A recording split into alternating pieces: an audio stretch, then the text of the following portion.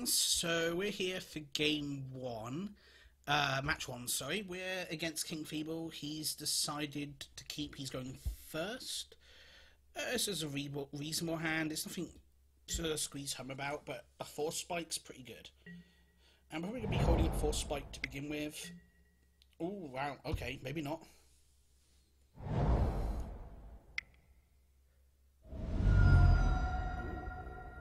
Force spike may just be dead here. Might also not be. So let's just hope for the best. I mean, he's got 3 land in play already. He's probably just going to play a 4th here. Yeah, Force Spike's totally not dead. That's good. Getting to Force Spike our opponent's turn 2 swords. Not bad. And we get to play a Search for Azcanta here as well. That's, again, not bad at all.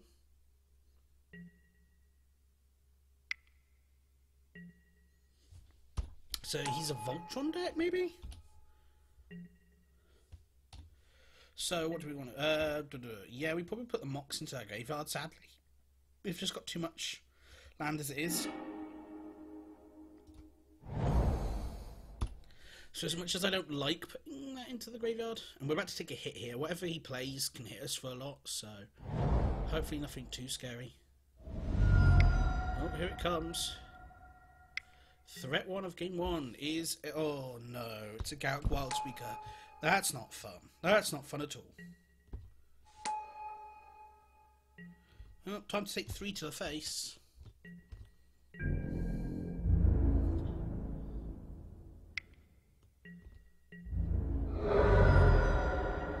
Well, that's what we get when we play against the Fastbond deck. Yes.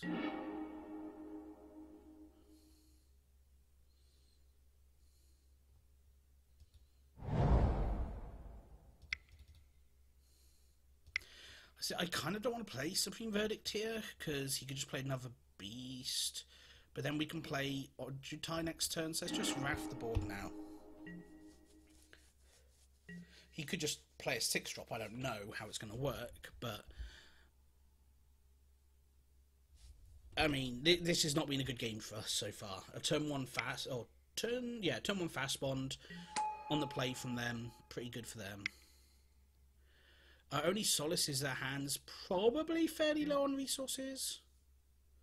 Okay, so we're losing the banish. We're losing the Search for Azcanta, and we're taking 3 here again. Yeah, we're going to take 3.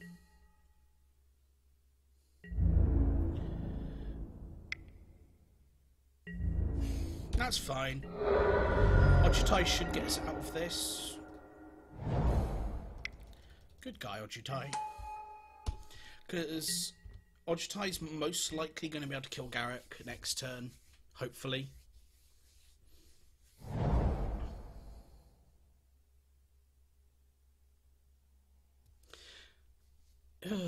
Fortunately for us, the Fastbond's not been too damaging. Yeah, so... oh, no, okay, so we're going to be taking 3 here, I think, maybe? Or is he just going to not do anything? Okay, he's not doing anything. Okay. So we're probably just going to hold back Ojutai, but we're just going to cast Mulldrifter. Oh, Decking Stone. That's ideal. So again, we're not going to do anything yet this turn. We've got a Decking Stone. We can get rid of both beasts at once.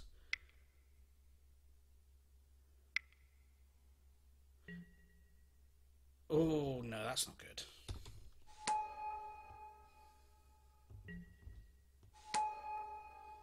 I don't even know what's the most threatening thing here.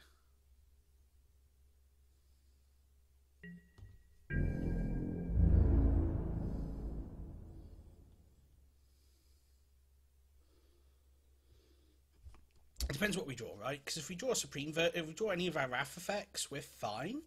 And we've got 2 more Wrath effects in our deck. So we might just want to hit with Dragon Lord Ojutai next turn anyway.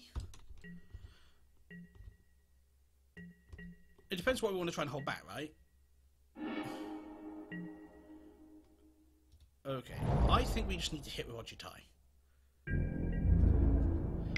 Hopefully find a Wrath effect, clear the board up, and put us in the back in the driving seat, maybe.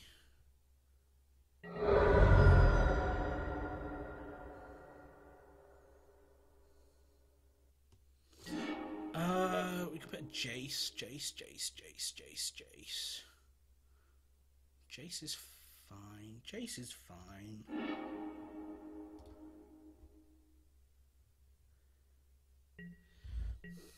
Right, so we can go put Jace in play. Do we tick up? I think we just tick up here. Get rid of the beasts. Now he's got a bunch of 2/2s, but it does mean he has to pay all his mana next turn.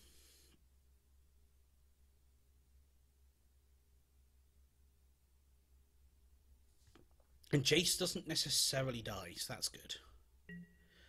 If he doesn't pay Echo, which I have a feeling he's going to pay... Oh, no, he's not.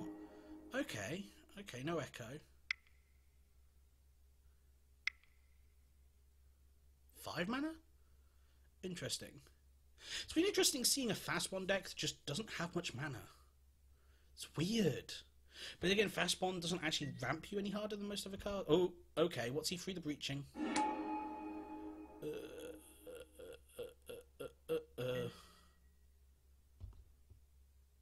I mean, it already had haste?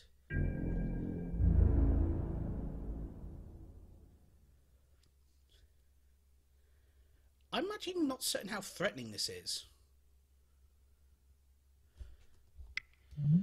Can't be countered. Flying, protection from colored spells, not permanents. Okay. Oh, he takes an extra... No, we didn't cast it, that's fine. So we're just going to sack all our land, I think.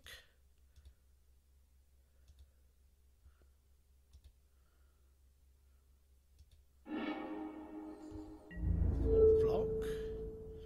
Just so we don't die. I think Jace probably wins us this game from here. Jace combined with Dragonlord Ojutai I think is pretty good. I mean, again, it's not ideal, but I'd rather do this than just boost a bunch of score tokens. Take Kitchen Thinks to cast next turn, which I think is much better than just casting an Impulse. Taking something we know that's fairly reasonable next turn is pretty good. It all depends on what he draws this turn, but we know he can't just cast Emrakul again. Hexproof Drow Mocha, though, that's not... I mean, that's not nothing. Shroudy, sorry. Question is, what does he hit for 4? Probably it has to hit the Jace. But then he's just taking 5. That's not really a good prospect, really. Okay, that's fine. So we're not playing...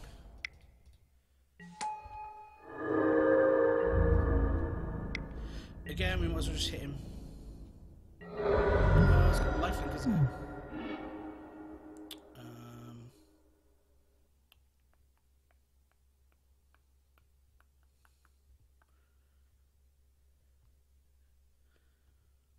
Probably just the planes here. We've already got Swords of Plowshares. I don't really think we're that concerned about certain other things. Also, the planes sets up if we hit a Wrath effect, which is fun.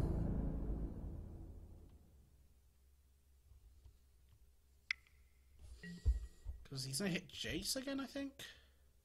Yeah. So he hits Jace, Jace dies, he goes to 9.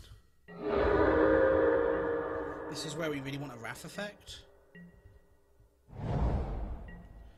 Okay, we really, really want a Wrath effect now. Because of Raging Ravine. Because we can't swords it at the moment. So let's just hit him.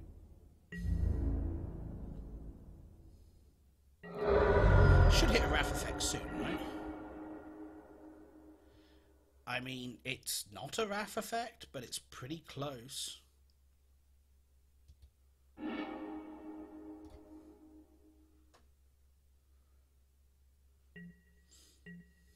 By pretty close, I mean it's a fairly fun card. So we go play this.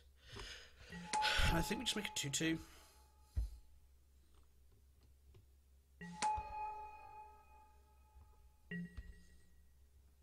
How we've not seen any of our other Raft effects after 3 of these now, I think. Pretty amazing. We've got 15 cards left in our library. Like, we know what 6 of those cards are. So in the next 2, we have to hit a sweeper, right?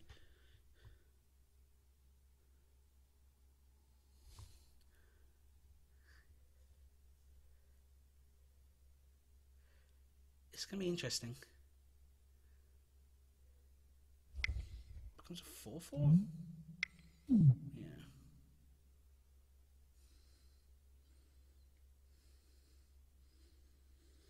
If he animates that, we're probably just going to trade away our kitchen things and a Night Ally for it.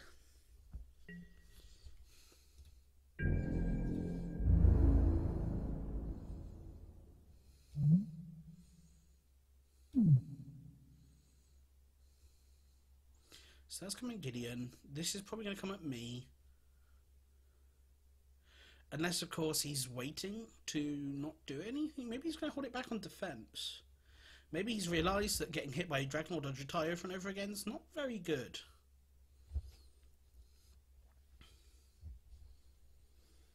Is literally everything coming after Gideon.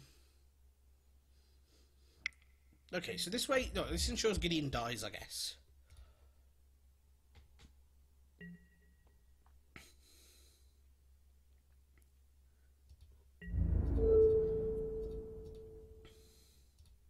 Let's get rid of the Raging Ravine, mostly so we don't have to waste swords on it. It does mean that Kitchen Things disappears when we sweep the board, which is not ideal. But, I don't know.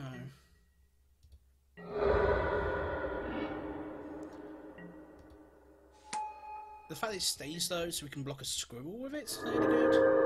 And he just doesn't seem... He seems reluctant to attack with Dromoka at the moment, so...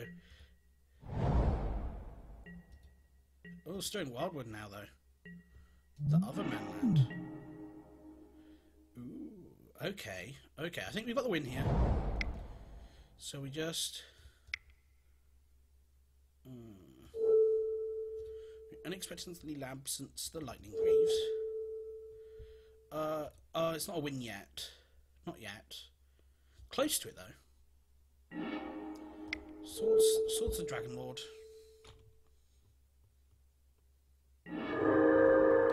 Gives him 5 life, which he was going to get next turn anyway. Hit him for 5. There we go. We take the Wrath of God just in case. Mostly because we don't actually have anything blue in our hand to play anything else.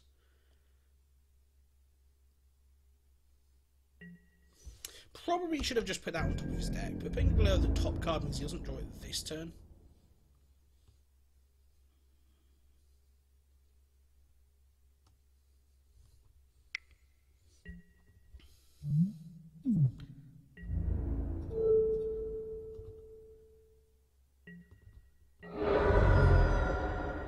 So we're probably just going to play Mutavault. Play Mutavault. This allows us to block the squirrels pretty well. Force him to animate his Stirring Wildwood, I guess. The Wrath effect's actually not hurt us that badly thanks to these manlands, actually. That's pretty good. Manlands are pretty good. And... oh, we missed lethal, didn't we? Yeah, we missed lethal. Oh, no, he can block a manland with this, so it's not lethal. We force him to sacrifice his Stirring Wildwood, though, so that's good.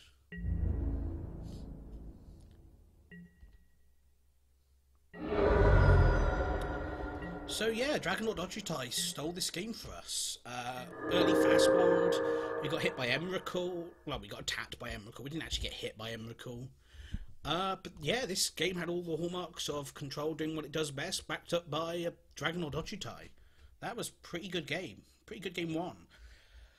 So sideboarding, I think I really want to bring in. Did he have any creatures with big activated abilities? What did we actually see? Dromoka. I think we definitely want to bring in Blade Splicer. He's a green deck. Blade Splicer comes in against green. Not Blade Splicer, Mirran Crusader. And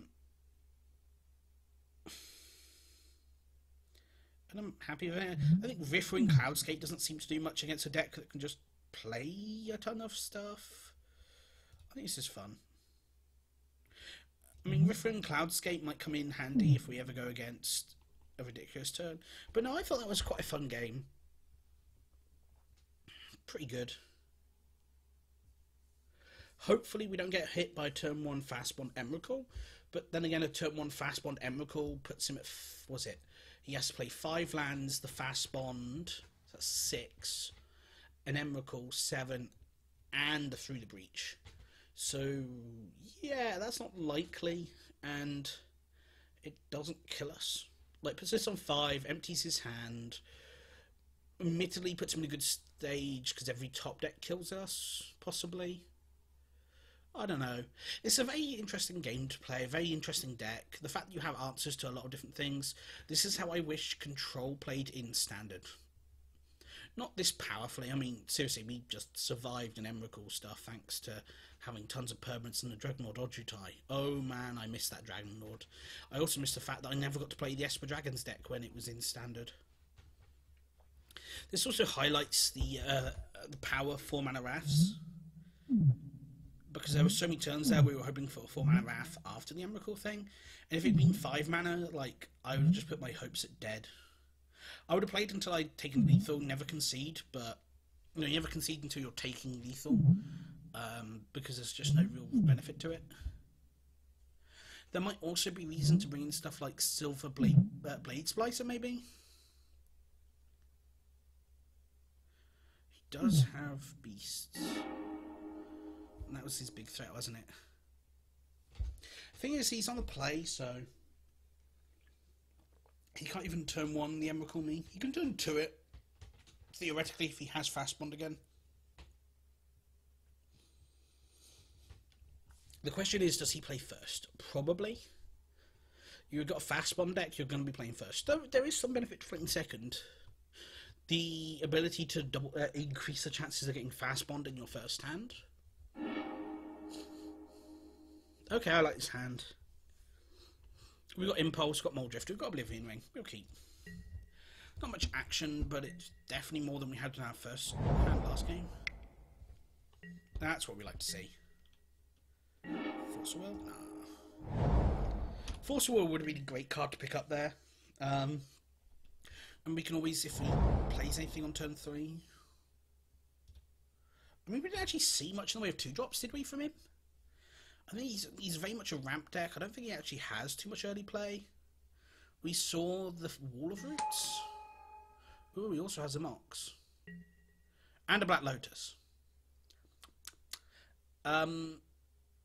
Is this Through the Breach turn 2? This could just be Through the Breach. No, it's just a Nissa. Ugh. Oh, this is the one that makes permanent 4/4s. Wow.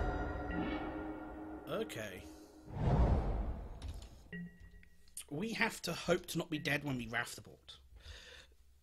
I'm going to take 8 this turn. Oh, wait, no, it's... Oh, it's target land. It's not target forest.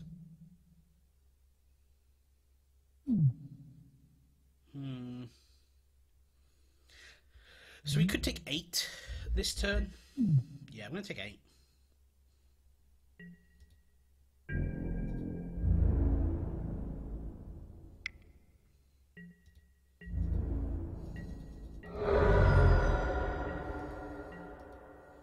Hope he doesn't have another land, because then we're dead no matter what. Oh, we're dead no matter what. Okay. I think. We'll take Wrath of God.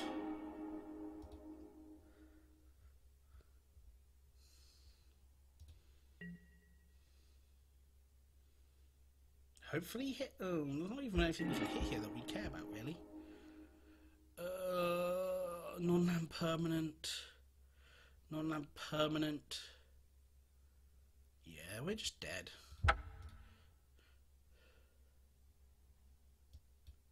Turn 2 Nissa. Not much we can do about that. Not without Counterspell or Force Spike or anything, so... yeah, that sucked.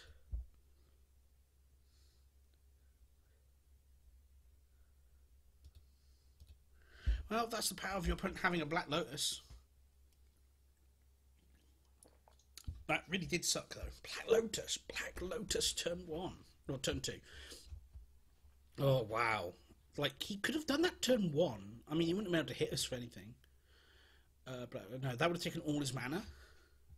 So I can see why he did it turn 2, but oh my goodness, that was a beating. Turn 2 hit for 4, turn 3 hit for 8, 12, then hit for 8 again.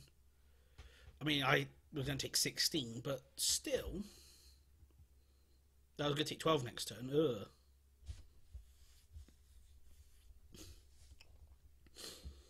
If that had been one turn slower, just one turn slower, we would have been able to deal with it.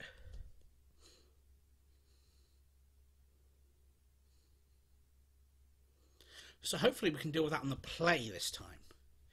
Because we'd be able to hopefully go, okay, you animate your land, we go to 4, we, what is it, we Oblivion Ring your Nissa, take 4 maybe? I don't know. Okay, we're keeping this. We can't cast this, but we can cast this and this. So that seems reasonable. Seems reasonable against his stupid Nissa play. Because, I mean, we can't exile all his land, unfortunately, because unless all his land has the same name. Oh, that's pretty good. And he's mulliganing. I mean, doesn't affect him so much on the draw, and he keeps. Let's see where he scries to. Put it on the bottom, that's good for us. So we'll go Island past the turn.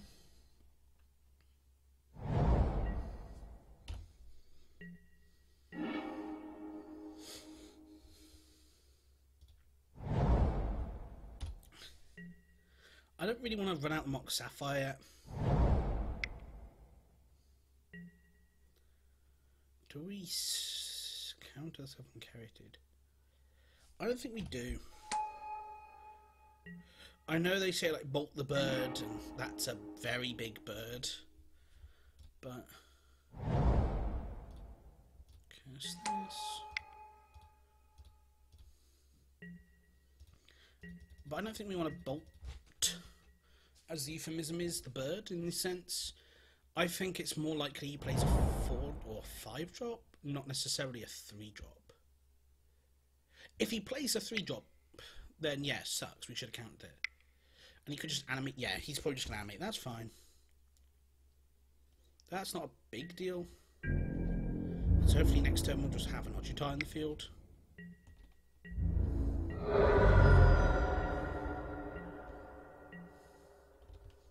Depends what we hit here. I don't believe we want to put island. No, we want the island.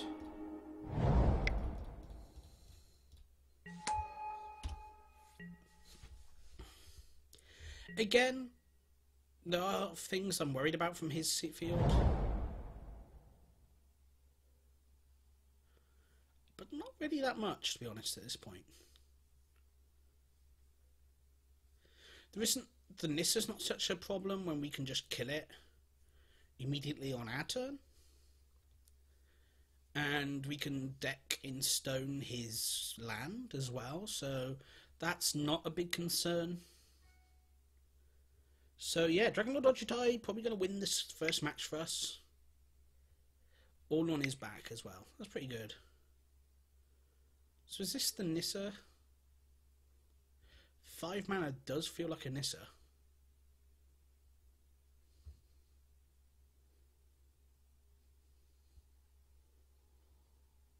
It does feel like a Nissa, man. Come on.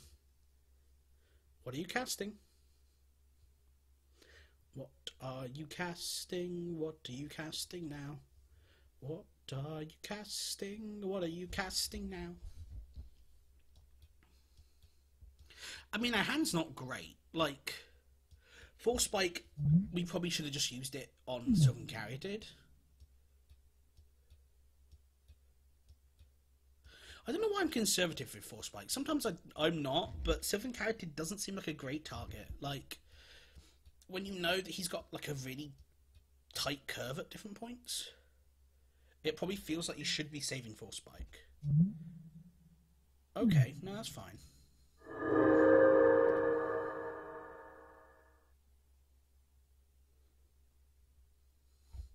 What creature are you revealing, man?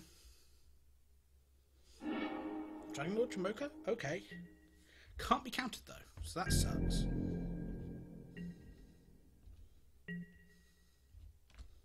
But we got the deck in stone. We can't cast it, so yeah, let's put it into the graveyard. Can't cast that either, which sucks. But we might hit a land off this, which would be great. Oh, I'd love to hit a land off this. Yes.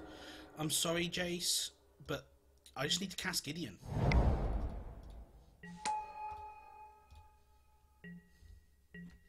Because if I can deck in stone Dromoka, oh, we're going to be feeling good. So yeah, he's going to be casting his 6-mana Dromoka.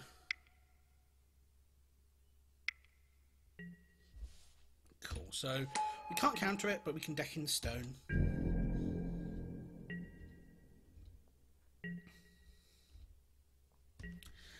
Put Day of Judgment into your game. I'm fine having an emergency valve in case things go awry. Do you want to hold up anything? Let's hold up mana, hold up colour, just in case.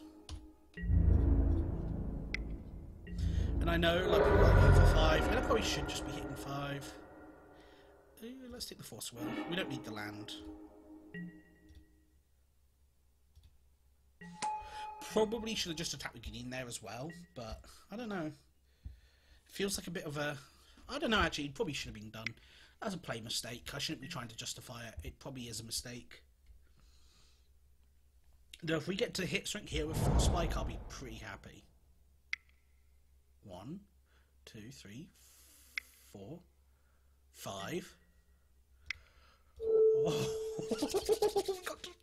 Oh, we got to Force Spike when he had Guy's Cradle and everything else. Oh, that's an ultimate win the match. Feel good. So yeah, we got to hold up Force Spike. Force Spike was good there. I mean, we could have just used Force Sword as well, but ultimate rubbings is with Force Spike. So yeah, that was a good game. Thank you very much for watching that match, and we'll be moving on to match 2 shortly.